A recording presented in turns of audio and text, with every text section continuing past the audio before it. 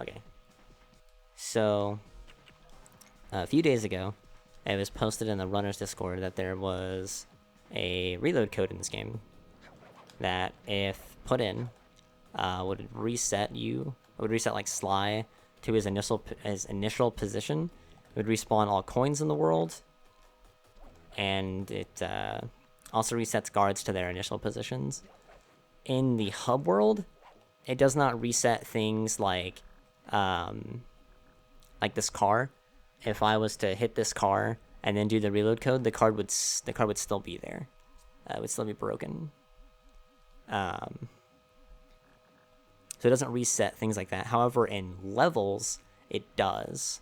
In levels, if you activate the reload code and then trigger like the cutscene in Straight to the Top, for example, that does the wrecking ball, it would reset the wrecking ball's position and unbreak the glass. So it doesn't do anything like that in true levels, but it does in hub worlds. Another interesting thing for this, since bottles have their own like ID in the memory, it does not respawn bottles, it does not respawn vaults, and it does not respawn keys as of yet. We've not found a way to mess with it. This is just day one of messing with the trick. It also does not reset your coin count, or your life count, or your bottle count, or your key count. I don't know why I said "or" all those times. You'll see here I have 42 coins. I'm going to input the code here. I'm going to reload back in, out with 42 coins. Something interesting to note about this is that if you do this during a level transition, when you load into that level, if the fade out screen doesn't happen, like if like this like little thing down here at the bottom, normally when you load into a level that plays, if you warp during that part, like if you load during that part, the game will bug out, put you in this glitched state where you can't access the start menu or the map screen via select. Also, when you pull up the Benaki column, the little like overlay here won't be there. However, you can still progress through the level like normally. You can still collect bottles, you can still collect coins, you can still grab the key, the game can still autosave.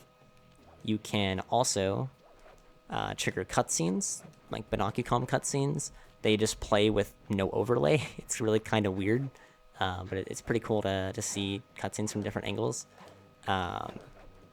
When you activate like in-engine cutscenes, so like if you hit the firework in Perilous Ascent, that is supposed to open the gate for you to get down below, that will still trigger, and you'll have the black bar, but like it'll show the level that you were loading into.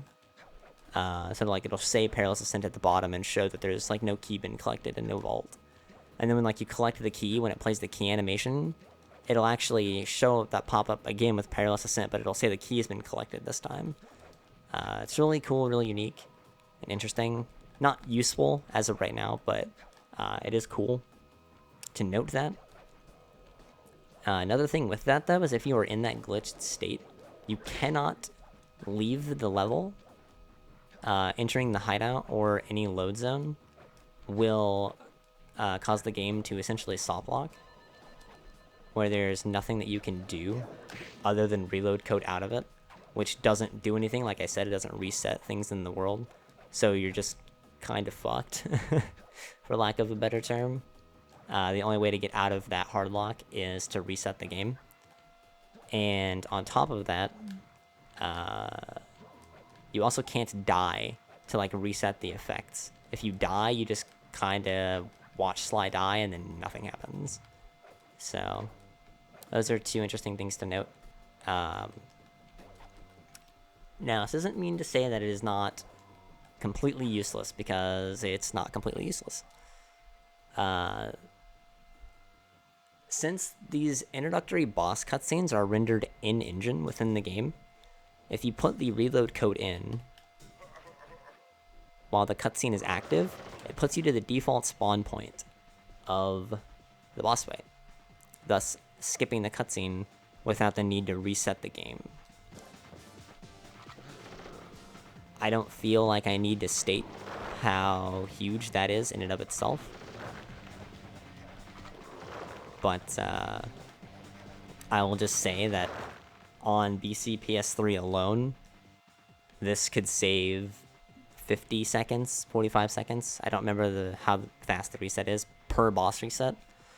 So I don't know. It's weird because it's like a developer code left into the game. It's essentially a cheat code, for lack of a better term. So it's weird. And I don't even know if there needs to be a discussion, if there even should be. If there should be, it shouldn't happen now, because there's so much more to this that is currently not known. There's so many different things that this could affect. It's possible this could lead to, duplicating keys, duplicating vaults. As of right now, it doesn't do any of these things, but, I've been messing with the glitch for 3 hours. I've been messing with it for 3 hours.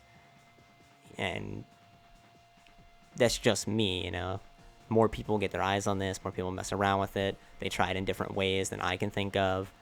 Who knows what this could lead to? Or it could just be a way of solving the reset problem. Now, it doesn't completely get rid of the BC, PS3, PS2 bullshit, for lack of a better term. It doesn't just completely negate that. Loads are also a major factor. It's not just resets, it is also loads.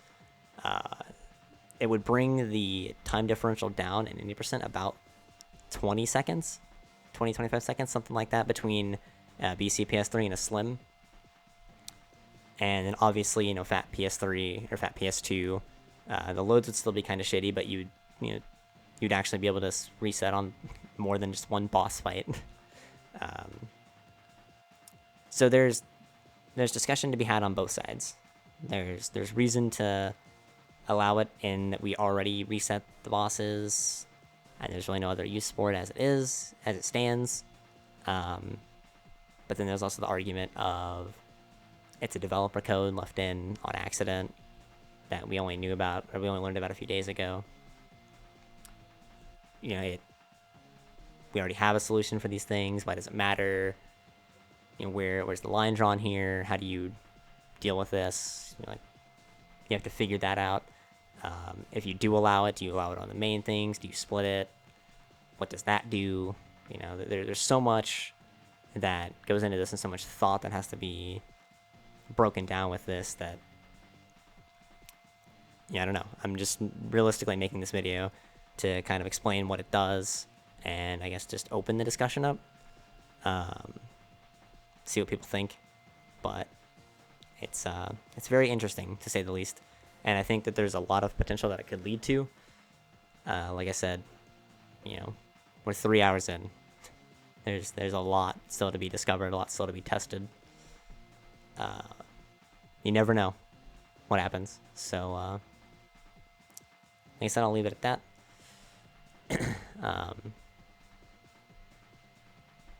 Can't really think of anything else that I want to add. So, thanks for watching, and peace out, YouTube.